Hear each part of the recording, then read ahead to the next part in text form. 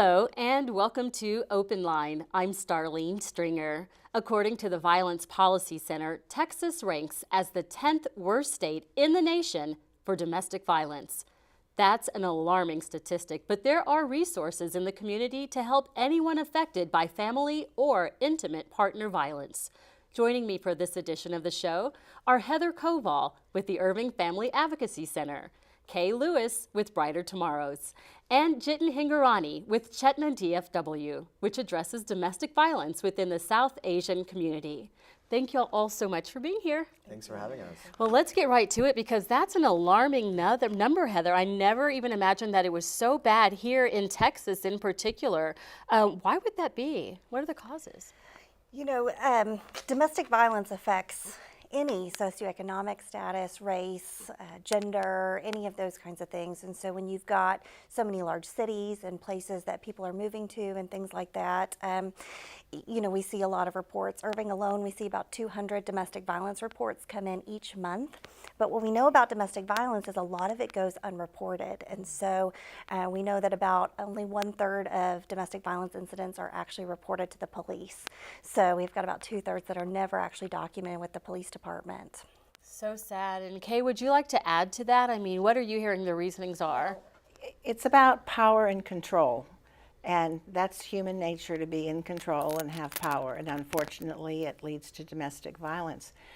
Statistics tell us that 1 in 4 people either have been a victim of domestic violence or they know someone intimately who has been a victim. That's so sad. And Jitin, do you find the same correlation within the South Asian community as well? Absolutely. So speaking from a South Asian lens, you know, we have about 500,000 South Asians living and working in the DFW area currently.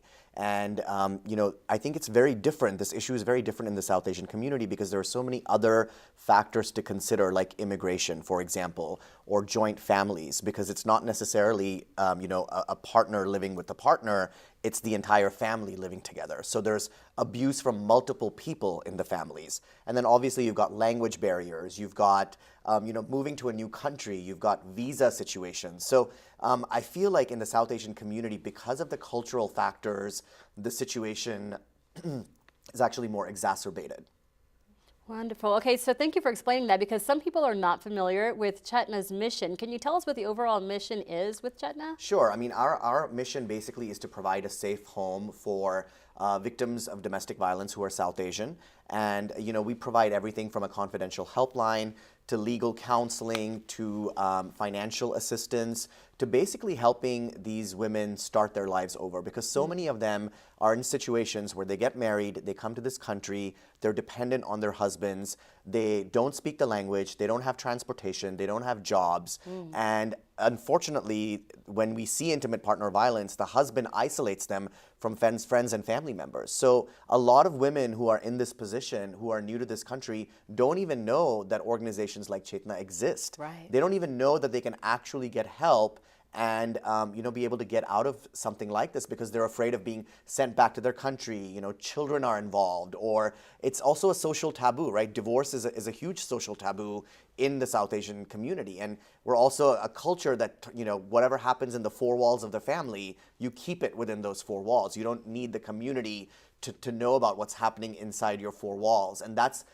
unfortunately, you know, the way the culture is. And I think a lot of those kind of barriers keep women in their abusive situations, which is really troubling. It really is sad. It's good to know that Chetna is there to help out, though. Kay, I want to come to you because I want to talk to you about the definition of domestic violence, because oftentimes people think that just means physical abuse, but it goes way beyond that. There are multiple types of domestic violence. There's spiritual, financial, sexual, mental, emotional. There's all different kinds of abuse. And basically your definition is when someone is controlling you on a regular basis to control you. That's abuse. And we turn off so many things. Everyone says, well, it's just sexual because you can see it, or it's physical because you can see it. But in reality, there's many, many more that are just as damaging. And he was talking about how it's kept within the four walls and everything. Well, that happens in the Hispanic community, and it happens in the Black community. It happens in every race. Women don't know how to get out, and it takes a long time for them to make the break to get out. Our research shows that it takes a woman 7 times before she actually will leave, if she's still alive. And what we're doing to our children is compounding on top of that. So it's providing those shelters for them. Our mission is to empower the victims so that they feel strong enough to get out and move on. And to spread that knowledge, because sometimes they don't even know that they're becoming victims of abuse. I know from a personal testimony that, in a previous relationship I was in, I had no clue that when a guy buys you a pager, and back then a two-way, and they want to take away your phone and give you a different phone and cuts off communication from your other loved ones, that's a really bad example of a relationship should be, and it starts to lead into that mental emotional abuse. Exactly. They don't take any responsibility. They blame you. Exactly. It was your fault. You made me. And they become so controlling. And Heather, can you add to the definition if people think about domestic violence and the abuse being that whole description? But like she said, Kay told us it's much more than that. It is, and I think one of the challenges that we have is that victims of verbal and emotional abuse will oftentimes minimize it and feel like, well, at least this isn't happening to me, I have no bruises and those kinds of things. But the reality is that emotional abuse is just as damaging emotionally. There are emotional scars from that, and the healing process for that is a very lengthy process. So, we want to make sure that people know, even if they're in an emotionally abusive relationship or a financially abusive relationship, the reality is that these things typically escalate over time, and it's very rare that it only stays one form. It typically will escalate, and so we want to start providing information and resources and support and connecting them to agencies that are appropriate for them, like Chetna or Brighter Tomorrows, so that we don't end up in a situation that this continues to escalate and needs police involvement. Right, that's good of you that y'all are both giving us here, all three of you really, but I'm going to come back to you in just a minute to get a different perspective. But in my personal experience, I also found that it wasn't just like you said, it's not always going to be someone physically harming you. It's mental, and it wasn't just trying to be controlling through a phone or a pager or two-way, but it was, I'm going to harm myself, talking about himself, and then you start to feel bad, like, well, I can't break up, I can't leave him because he's going to do something to harm himself. Right. And it takes hearing from people like y'all sometimes to realize that that's not always the case and that you need to get out and get help before it gets really bad. That's so right. Thank y'all for talking up and speaking out and helping other people out there who are victims of domestic violence. I want to talk to you about the cultural difference, Chetna. What do you see when it comes to the cultural perspective? You touched on it a bit because you say sometimes it's a bit taboo for people in your community to just say, okay, I need help, or to seek help from outside of their community and not within, and even within their community, not wanting to reach out. So what are the cultural differences that keep people from seeking the help they need to get out of a bad situation? I find that in so many South Asian communities, especially in North Texas, there's this humongous pressure to succeed. And there's a pressure to kind of be this model minority. And I think as part of that, it's all about perception and reputation. And I think, people are afraid to talk about what's wrong in their lives, and they're afraid to discuss what's not working. No one's perfect. As you mentioned, power and control does not discriminate. I mean, it doesn't socioeconomic status, gender, culture, race, it doesn't matter. It's about power and control. And I think one of the things that is, especially disturbing when it comes to the South Asian culture is the fact that it kind of, it's pervasive for the entire family. The entire family gets affected. In my situation, I grew up in an abusive home, and my mother was a victim her entire life. And for me, that's why I do the work that I do, because I consider myself a survivor. I'm a child survivor of domestic violence. And here I am trying to help and protect other women so they are not in similar situations, and they know this is how it affects their children, and that there are resources to be able to help them to get out and to lead better lives for themselves and their children. So I think it's so important to understand that it's not just the woman or the victim who is affected. It is everyone around her that is affected by this violence. Which is so sad. So many people affected by domestic violence each and every day. Kay, I want to talk to you about The stigma. First of all, there's a lot of people who just won't talk about it because of stigma behind it. They just say, okay, domestic violence is something we will not talk about and mention. And as you just said, it's not just Asian community, it's African American community, it's the Anglo community, it's the Hispanic community. People just don't want to talk about it, and they don't want to talk about who's doing the abuse. So I want to address this. Is there any type of particular victim or possibly a typical abuser, or can it be anyone? Anyone. There's no typical on anything. You would be surprised sometimes to see who was abused, or I gave you that statistic 1 in 4, and I go to different events and I have these women who are now preachers and things like that. One talked about how she had 5 sisters. They found out 20 years later every one of them was in an abusive situation. So it's everyone, you know. We just we have a hotline, we put out information, as I'm sure you do. Sometimes it's a friend or something that will say, why don't you call this number and talk to them? And they'll talk them through something. But, you know, we're supposed to report, schools are supposed to report if they suspect anything. Churches now, oh my gosh, let's not even get into that, you know. But it's everywhere. So we need to be aware that this exists, and you know, if you see someone who has some help, give them the phone number of a hotline, you know, say a little like something. Police say, you know, if you see something, say something. They're talking about a different crime, but that applies to this You too. can't ask them, why are you staying? Why are you doing this? That's offensive. You don't do that. You just offer a little bit of support, because they have to, you know, ultimately they have to make the decision. They have their line that's been crossed or not crossed, so they're with it there. And there's so many things that keep a woman, if you have children and he might have access to the children, you're not going to walk away and leave if he can see them. If you don't have the money to get away, what are you going to do? We were talking earlier about Purple Paws, the pets. People stay for their pets because they're like their children. So there's all sorts of issues, and we just keep chipping away at it and hoping we can make a difference. Good point. You know, people don't even think about that unless they're going through it. You don't know what the victim actually has in mind when they don't leave. Heather, I want to ask you about something else, sexual violence. How often is that an element in this problem? You know, as far as reporting, it's very rare that victims report that kind of offense, especially to police. But we know that it is a significant controlling factor. We know that abusers use reproduction as a way to keep victims in a relationship, so they make it to where they can't access their birth control, or they intentionally get the victim pregnant so that they have to stay in the relationship.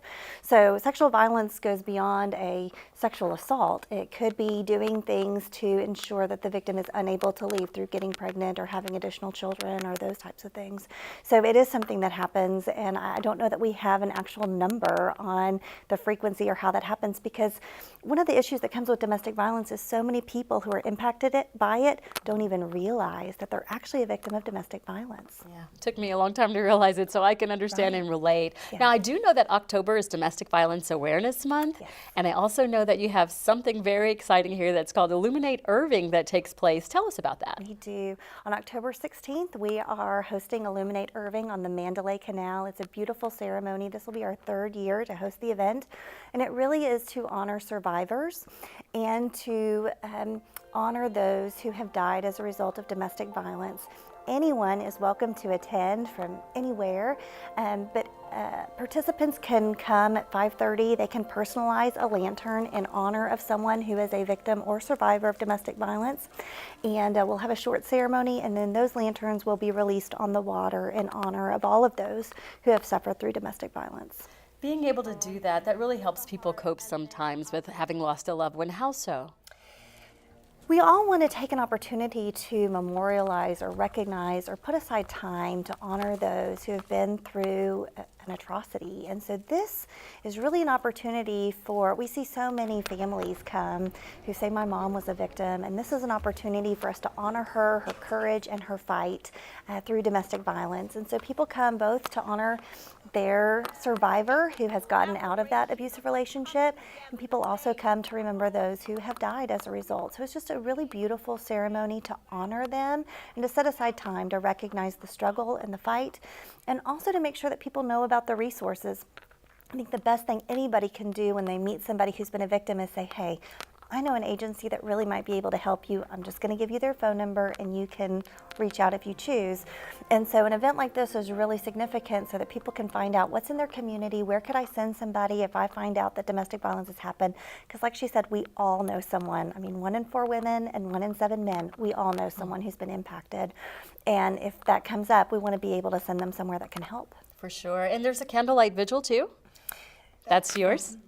Okay. It's October 1st this year at the Grand Prairie Police Station. And tell us about that. What will take place? It's just a short little ceremony. We have candles they light up and purple ribbons, and our board president speaks, and we usually have someone who has experienced domestic violence who talks about it a little bit, and it's just a memorial kind of thing.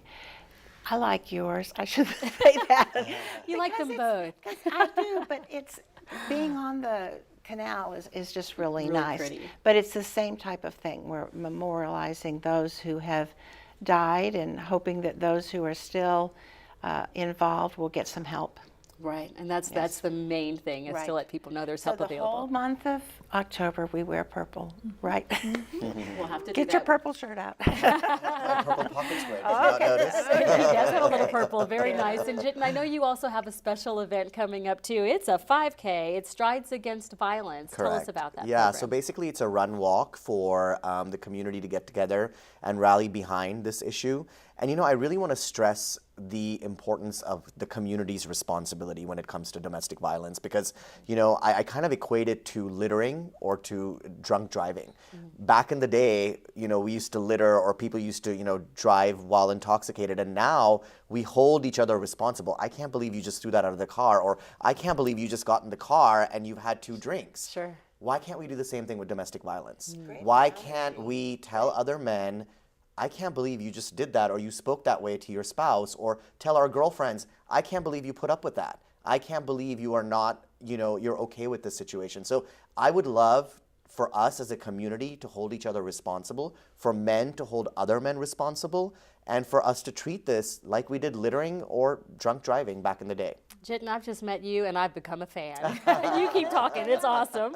So tell me, how does Chetna actually bridge the gap between victims and mainstream service providers? I mean, are there culturally specific services that you provide? There are. You know, we on our confidential helpline, we actually we have help in different languages. Okay. So a lot of the people who call in, English is not their first language, and you know, we have 20 plus different Indian, South Asian languages, and so you know, we have advocates on standby who speak different languages. So we are very culturally specific in that sense. We also when we do legal services, or when we work with immigration issues, it's particular to those situations. Again, very culturally specific, dependent visa, and you know, how do you actually get a U visa if you want to stay in this country but your husband wants to send you back home, and a lot of abandonment issues, transnational abandonment. What we find is, you know, situations not working at home, the husband will ship his wife back home to their land and never pick up the phone again.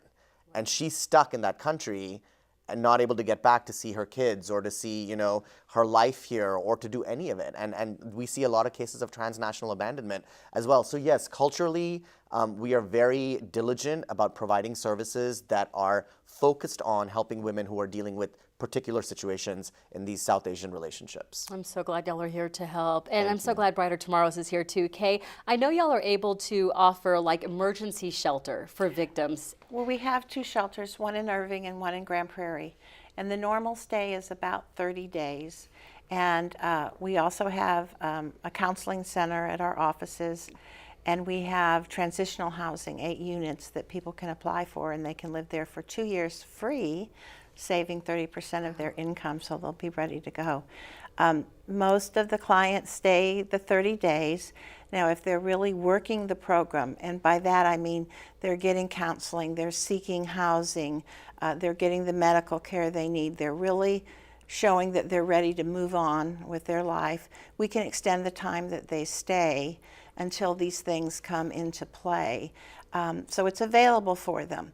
Unfortunately, a lot of the clients who come, they're just not ready to take advantage of anything yet. So we just provide the safe shelter for them by themselves if they're by themselves, or with their children. Food, clothing, meals, the whole thing in a good, safe place. That's wonderful. Talking about getting into a good, safe place, didn't you mention that you yourself have been a victim of domestic violence and grew up in that situation? Can you talk on that and tell how you were able to get help and what you had to do? Well, I wasn't a victim directly. My mother was a victim, but we were in the house, when the abuse would happen, and my brother and I would interject, and we would stand up for our mother, and we would experience some abuse in the process. But I think, and we were also recent immigrants. We had just moved to this country, so we didn't know that you could call the cops, and the cops would show up and take action. And I have called the cops on my father in the past. So that's how I stood up to put a stop to what I knew was going on around me. And it has definitely impacted me, because I have made it my life's mission now to help other men and women understand that this is not okay, and there is help. Organizations like Chetna, organizations like all of yours are here to help, and we're so fortunate. I hope that someday none of us exist. I hope that this problem is gone and that none of us need to be here having this conversation. But until then, kudos to all of you for the work that you do. Beautifully said. And Heather, I want to come to you now, because Jiten talks about what he saw as a child, and sadly, a lot of children witness domestic violence, and sometimes they become abusers themselves, don't they? Absolutely. One of the risks is any time that children are witnessing this in their home, the likelihood that they will either be a victim or an abuser in their future, it just skyrockets. And so we want to make sure that when these kids are being exposed to this in their home, and we're able to meet with the primary victim, which is going to be the mom or the dad or whatever the situation may be, that we're talking to them about the impacts on children and the resources to start addressing that in children. So, we have seen situations where we dealt with cases and children witnessed it, and then 10 years later we've got that child that was 7 years old is now 17 and abusing their girlfriend. And so it's just so tragic, because they're learning what's normal, not necessarily what's healthy in their home. And so they're learning that a man hitting a woman is a normal arrangement and is a normal acceptable practice in a home. So that's what we try to help victims understand, is that what your kids are seeing in your home is what they're learning is normal, and we have to help them understand what's healthy and what's unhealthy, and that's a whole nother process. Sure. Now, you were talking about helping the victims, but there's also help for abusers. There are. Like what? So one of the resources that a lot of times abusers are referred to, typically through the court system, is the Batterers Intervention and Prevention Program, which helps them understand the dynamics of power and control. What is it that is pushing them to try to have control and power over another individual? And those kinds of programs are found to be the most effective instead of anger management or other types of programs like that. So we typically encourage, if there is someone who's been violent with a partner, we typically encourage them to consider getting some Batterers Intervention and Prevention services. Wonderful. Now, getting back to the victim, Kay, I know you talked a bit about why people stay sometimes, and you also mentioned the pets, and that's sometimes a cause why people stay. And you have a wonderful program. I love it. Can you tell us about it? It's at our Grand Prairie shelter. We have room where we can have the pets come with them, and we've had dogs and cats and fish and birds and all of that, and they can stay with them, because we have learned that many times the victim will not leave because of the pet. We had an interesting one last year. There's actually an organization, and I cannot recall the name, but they will help transport the pet anywhere in the United States where they need to go. And we had a client who wanted the pet to go to, it was Oregon or something on the West Coast, and they worked and finally made it happen. And it was just like, that is so wonderful, because they'll stay. So we're always looking for donations, more crates, dog food, cat food, all kinds of pet food, leashes, collars, all of those kind of things. We would love to be able to expand and make it like a real pet shelter. But everything costs money. Exactly. So but there are people we're out working there who on can it. help. So Yeah, hopefully we're they working will. on it. So, but yes, we do take pets. And it's Purple Paws for those Purple interested in Paws. lending a hand. And they can call me, and I'll put you in touch with the person you need to talk to. Perfect. Heather, getting back to the victims, I want to touch a bit on how you were saying things lead up to it. It doesn't usually start out as violence, and unfortunately sometimes it leads to violence, sometimes even to death, but it begins with little signs. What kind of signs should people look for if it looks like their relationship could be heading in the wrong direction? I think sometimes it starts with little things like the name calling, put downs, threats. If you don't do this, then those types of things. Checking their phones to see who they're talking to, who they're emailing, where they're going. Having the victim call and let them know, hey, I got to the grocery store, and calling when they leave the grocery store. Any of those kinds of tracking behaviors, those are all concerning behaviors because these are behaviors that aren't so much about the victim being safe and making sure that you got somewhere okay. It's where are you, what are you doing, who are you talking to. Concerns about infidelity. So we see a lot of situations where the abuser thinks that every male the victim talks to, they're having an intimate relationship with. So accusations of infidelity are very common early on, to the point that the victim can't have any kind of relationships. The other thing I think that kind of shows a sign early on is isolation. Isolating from family, from friends, so they no longer have communication with their parents, their brother, their sister, and breaking those ties so they have no support system in place anymore. So if someone sees those signs, or maybe things get even worse, how do they get help? There are ways to get help immediately. What do they do? Well, one of the resources is the National Domestic Violence Hotline. It's answered 24 hours a day, 7 days a week. And so 1-800-799-SAFE. I that's tell right. people all Yes, the time. absolutely. So that's always a great resource. They can call up to the Irving Family Advocacy Center. We have domestic violence counselors that are on staff. And even if they haven't had a police report or it's not physically or sexually violent yet, we still want to provide support and help. And we want to make sure that they get the services that are going to be tailored to meet their needs. So we may refer them to an agency like Chetna or something that can really meet their needs for their specific client population. But we are willing to sit down and assess their situation with them, get a good safety plan in place, and kind of figure out what the next steps are going to be. Wonderful. And Chetna, she mentioned referring people to y'all sometimes. What do you do when someone says, this is an emergency, I need to get out, help me? What do you tell them? So typically we ask them to call 911 if it is a life-threatening situation, but we find a lot of people who actually call us have been in this abusive relationship for a while. And it has taken them, a lot of thought, and they've processed this to the point where they're really at their tipping point, and that's when they reach out to us. So we don't deal with a lot of emergency situations because I do think, people do call 911, and there is the National Domestic Violence Hotline, but our services are more tailored to kind of the long-term, how do you extricate yourself from the situation? How do you safely exit your relationship? How do you find legal help? How do you find counseling? How do you kind of restart and rebuild your life? Wonderful. And I want to give you the opportunity to answer that too. What do you do at Brighter Tomorrows? We have a hotline number, 972-262-8383, and they call, and we have all sorts of information. The whole concern is, are you safe and what do you need? And maybe they just want to get into some counseling, or maybe they need some legal help. And I know that our hotline people have a book like this. I love it. And they have all sorts of information that they can give them. But the concern is, what does the client want? Does the client want to come into shelter? Does the client just need to talk to somebody?